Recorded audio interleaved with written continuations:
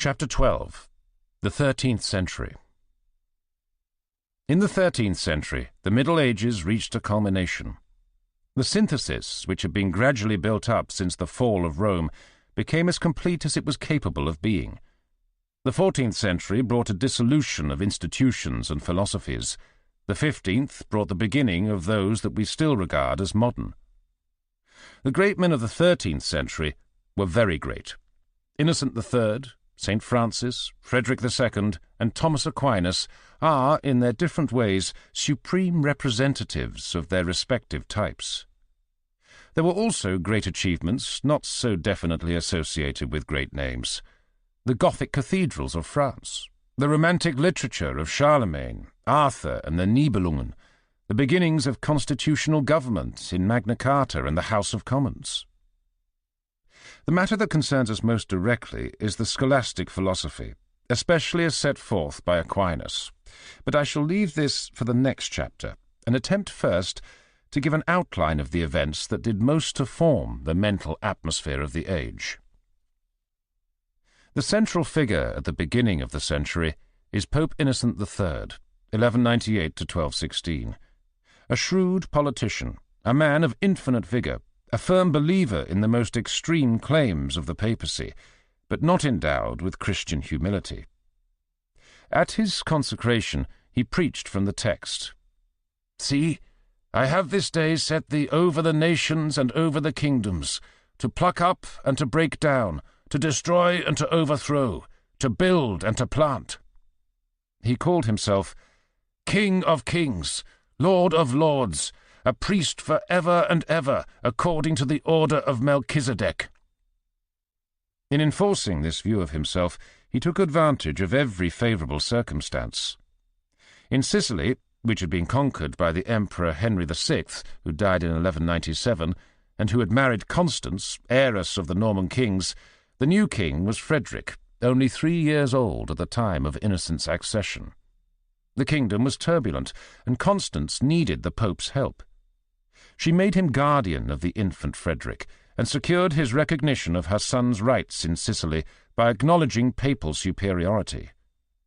Portugal and Aragon made similar acknowledgments. In England, King John, after vehement resistance, was compelled to yield his kingdom to Innocent and receive it back as a papal fief. To some degree, the Venetians got the better of him in the matter of the Fourth Crusade. The soldiers of the Cross were to embark at Venice, but there were difficulties in procuring enough ships. No one had enough, except the Venetians, and they maintained, for purely commercial reasons, that it would be much better to conquer Constantinople than Jerusalem. In any case, it would be a useful stepping stone, and the Eastern Empire had never been very friendly to crusaders. It was found necessary to give way to Venice. Constantinople was captured, and a Latin emperor established. At first Innocent was annoyed, but he reflected that it might now be possible to reunite the Eastern and Western churches. This hope proved vain. Except in this instance, I do not know of anybody who ever in any degree got the better of Innocent III.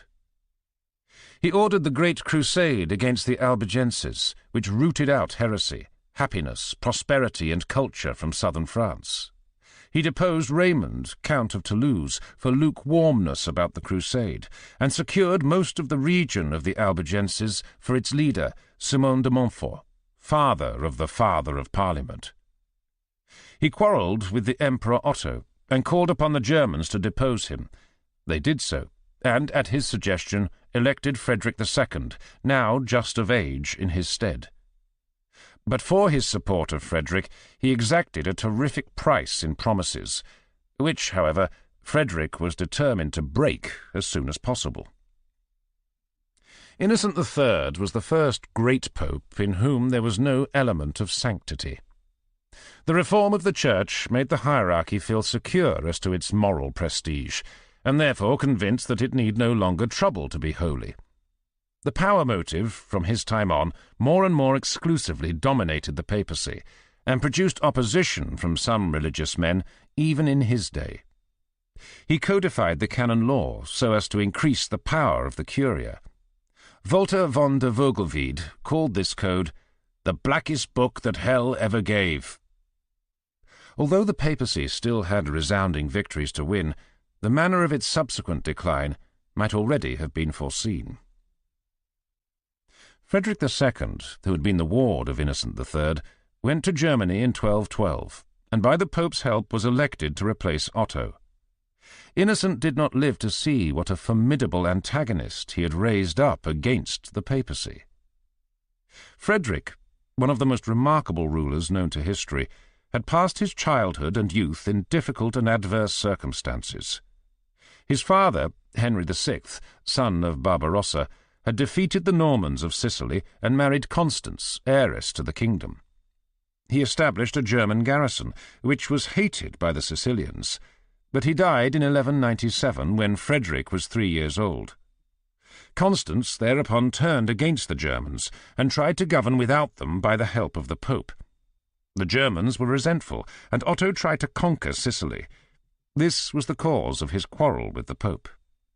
Palermo, where Frederick passed his childhood, was subject to other troubles. There were Muslim revolts.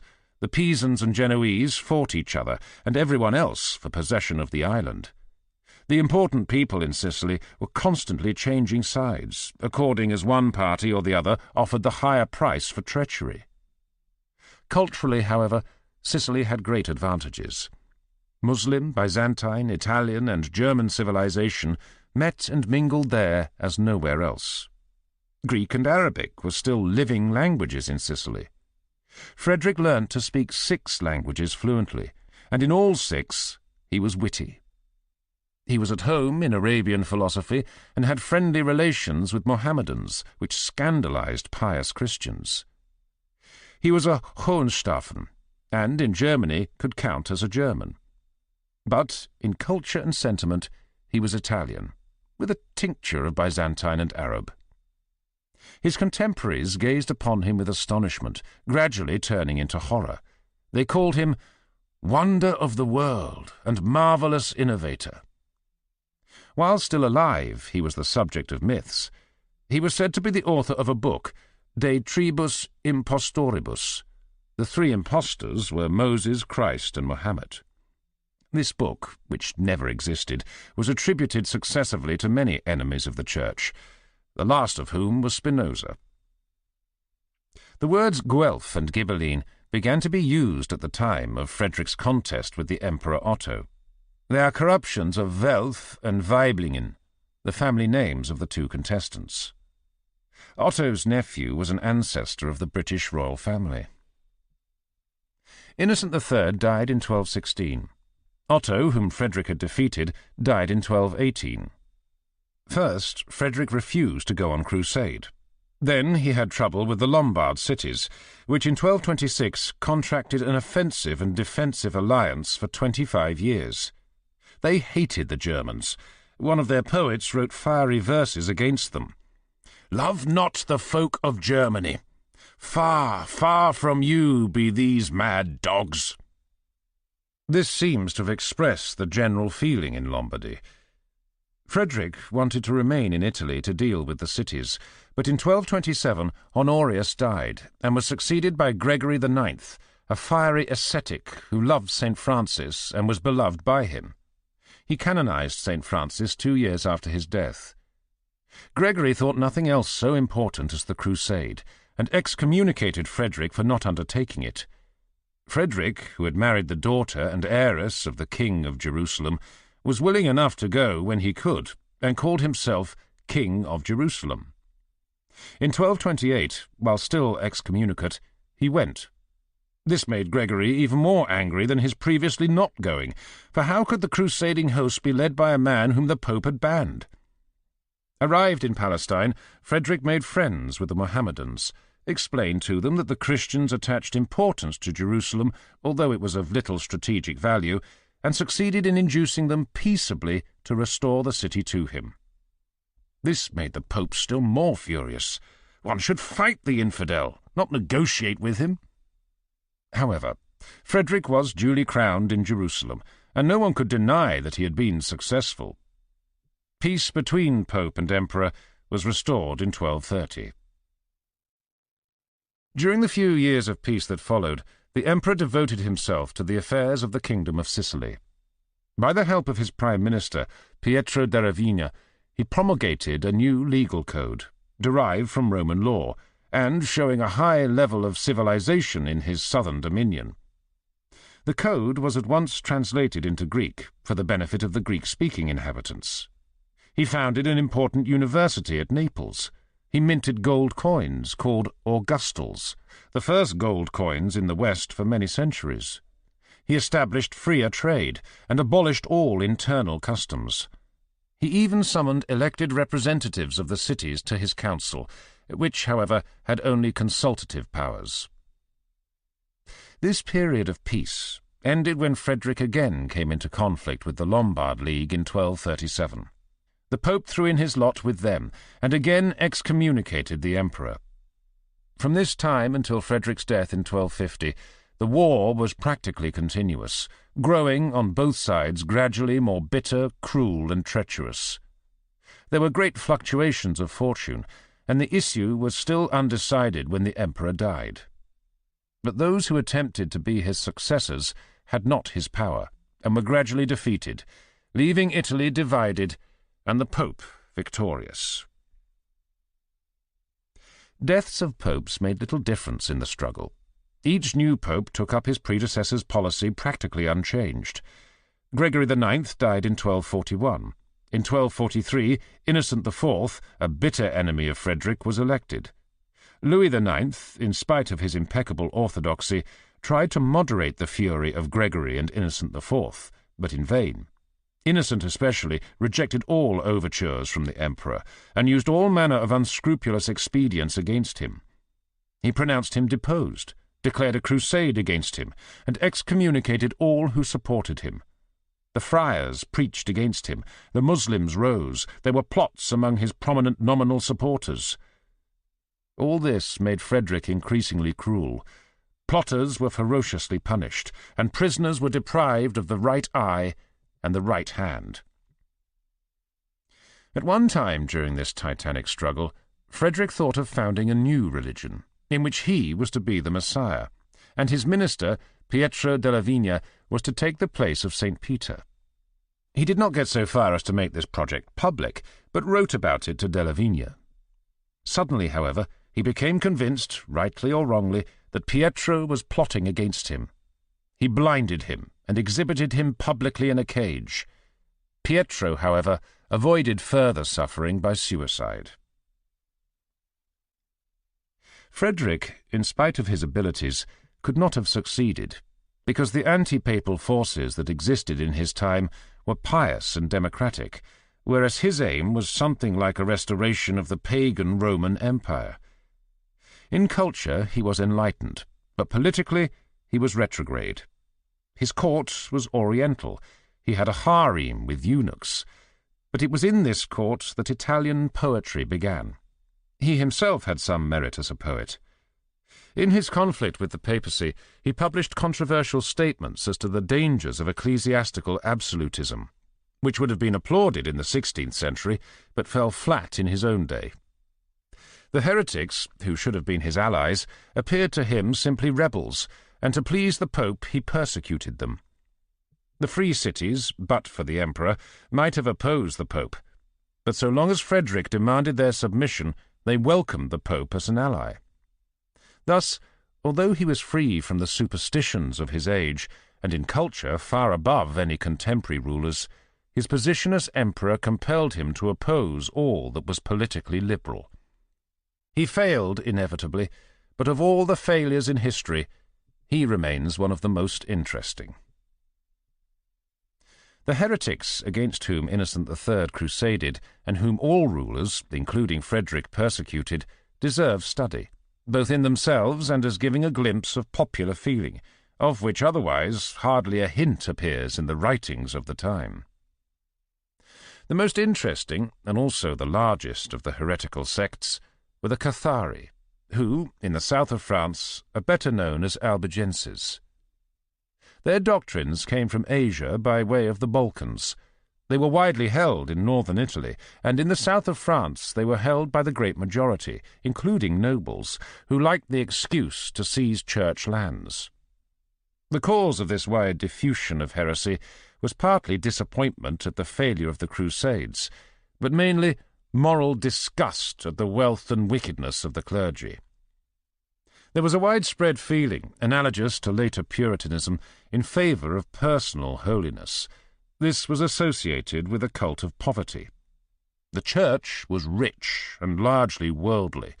Very many priests were grossly immoral. The friars brought accusations against the older orders and the parish priests, asserting abuse of the confessional for purposes of seduction, and the enemies of the friars retorted the accusation. There can be no doubt that such charges were largely justified. The more the Church claimed supremacy on religious grounds, the more plain people were shocked by the contrast between profession and performance. The same motives which ultimately led to the Reformation were operative in the 13th century.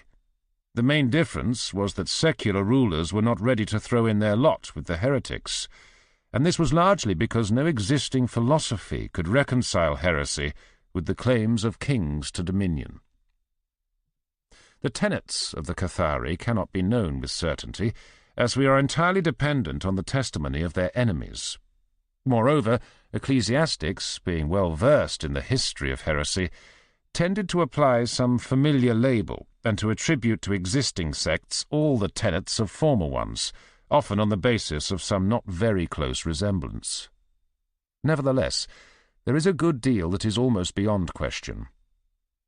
It seems that the Cathari were dualists, and that, like the Gnostics, they considered the Old Testament Jehovah a wicked demiurge, the true God being only revealed in the New Testament. They regarded matter as essentially evil, and believed that for the virtuous there is no resurrection of the body. The wicked, however, will suffer transmigration into the bodies of animals. On this ground they were vegetarians, abstaining even from eggs, cheese, and milk. They ate fish, however, because they believed that fishes are not sexually generated. All sex was abhorrent to them. Marriage, some said, is even worse than adultery, because it is continuous and complacent. On the other hand, they saw no objection to suicide. They accepted the New Testament more literally than did the Orthodox. They abstained from oaths and turned the other cheek. The persecutors record a case of a man accused of heresy who defended himself by saying that he ate meat, lied, swore, and was a good Catholic. The stricter precepts of the sect were only to be observed by certain exceptionally holy people called the perfected. The others might eat meat and even marry. It's interesting to trace the genealogy of these doctrines. They came to Italy and France by way of the Crusaders, from a sect called the Bogomils in Bulgaria.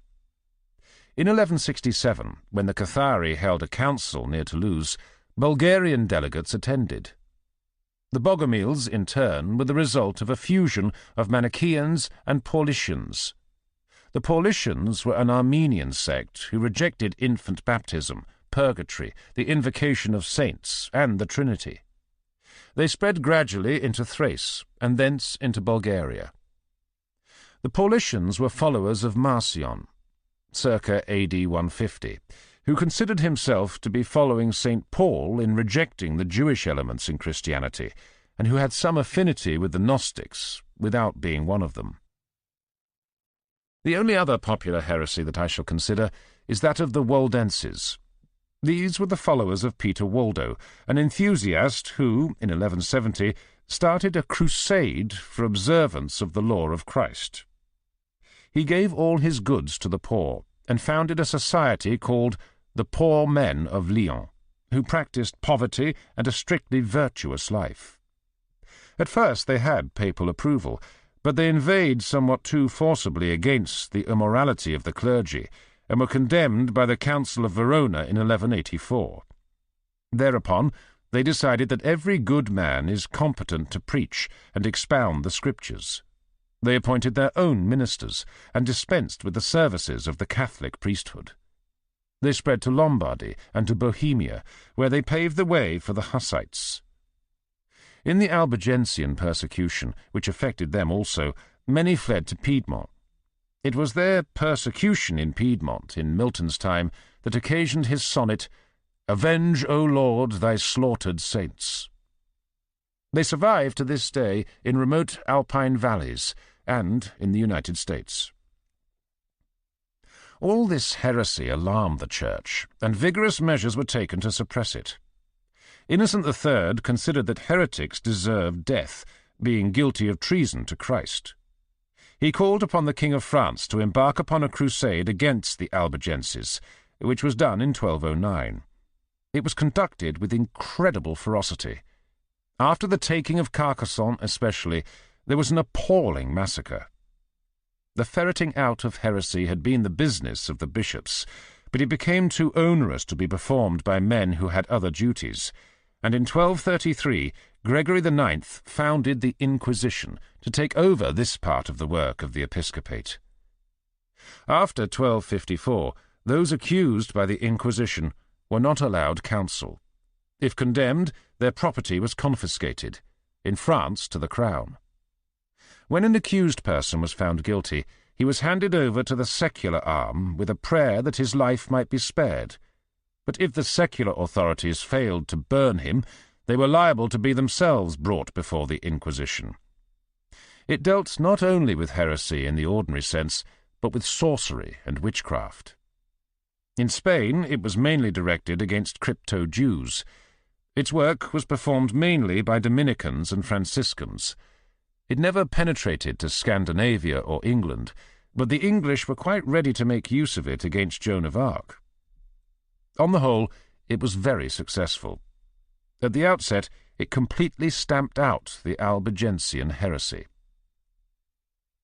The Church, in the early 13th century, was in danger of a revolt scarcely less formidable than that of the 16th. From this it was saved, very largely, by the rise of the mendicant orders.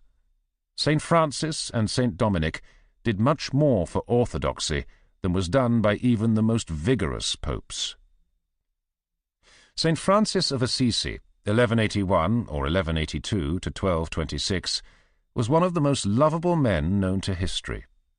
He was of a well-to-do family, and in his youth was not averse to ordinary gaieties.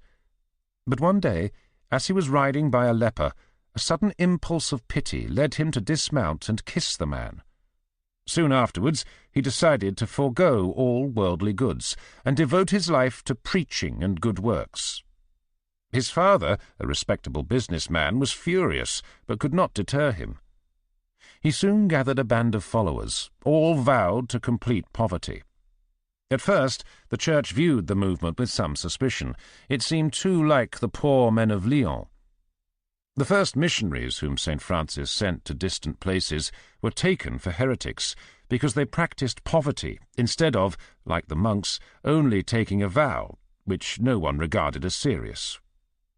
But Innocent III was shrewd enough to see the value of the movement, if it could be kept within the bounds of orthodoxy.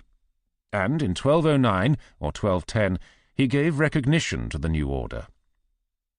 Gregory IX, who was a personal friend of St. Francis, continued to favour him, while imposing certain rules which were irksome to the saint's enthusiastic and anarchic impulses. Francis wished to interpret the vow of poverty in the strictest possible way. He objected to houses or churches for his followers. They were to beg their bread, and to have no lodging but what chance hospitality provided. In 1219 he travelled to the east and preached before the Sultan, who received him courteously but remained a Mohammedan. On his return, he found that the Franciscans had built themselves a house. He was deeply pained, but the Pope induced or compelled him to give way. After his death, Gregory canonized him, but softened his rule in the article of poverty. In the matter of saintliness, Francis has had equals. What makes him unique among saints is his spontaneous happiness, his universal love, and his gifts as a poet. His goodness appears always devoid of effort, as though it had no dross to overcome. He loved all living things, not only as a Christian or a benevolent man, but as a poet. His Hymn to the Sun, written shortly before his death, might almost have been written by Akhenaten, the sun-worshipper, but not quite. Christianity informs it, though not very obviously. He felt a duty to lepers, for their sake, not for his. Unlike most Christian saints, he was more interested in the happiness of others than in his own salvation. He never showed any feeling of superiority, even to the humblest or most wicked. Thomas of Salerno said of him that he was more than a saint among saints. Among sinners, he was one of themselves. If Satan existed, the future of the order founded by St. Francis would afford him the most exquisite gratification.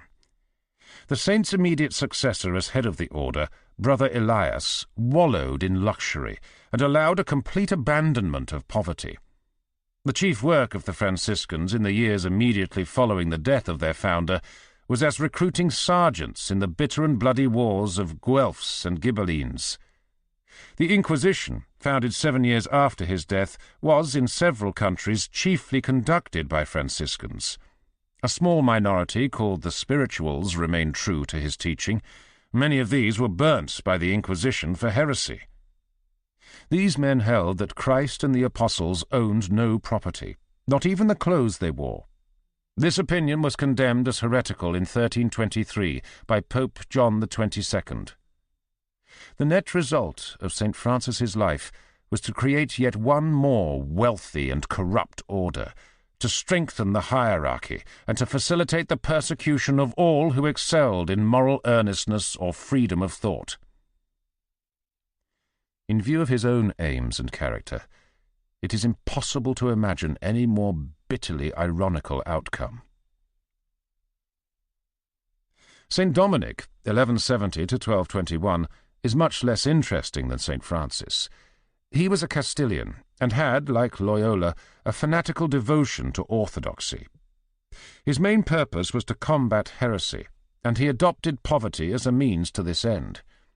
He was present throughout the Albigensian War, though he is said to have deplored some of its more extreme atrocities. The Dominican order was founded in 1215 by Innocent III, and won quick success. The only human trait known to me in St. Dominic is his confession to Jordan of Saxony that he liked talking to young women better than to old ones. In 1242, the order solemnly decreed that this passage should be deleted from Jordan's life of the founder.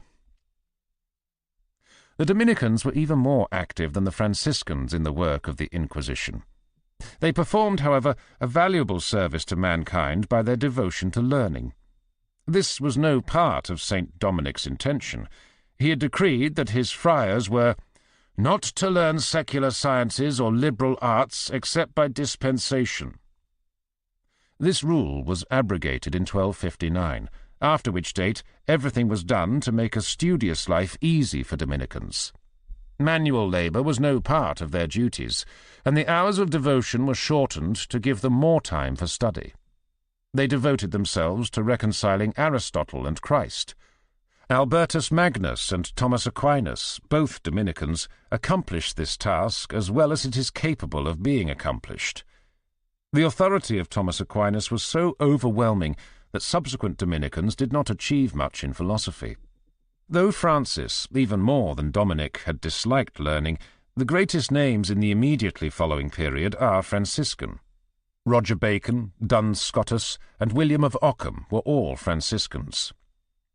What the friars accomplished for philosophy will be the subject of the following chapters.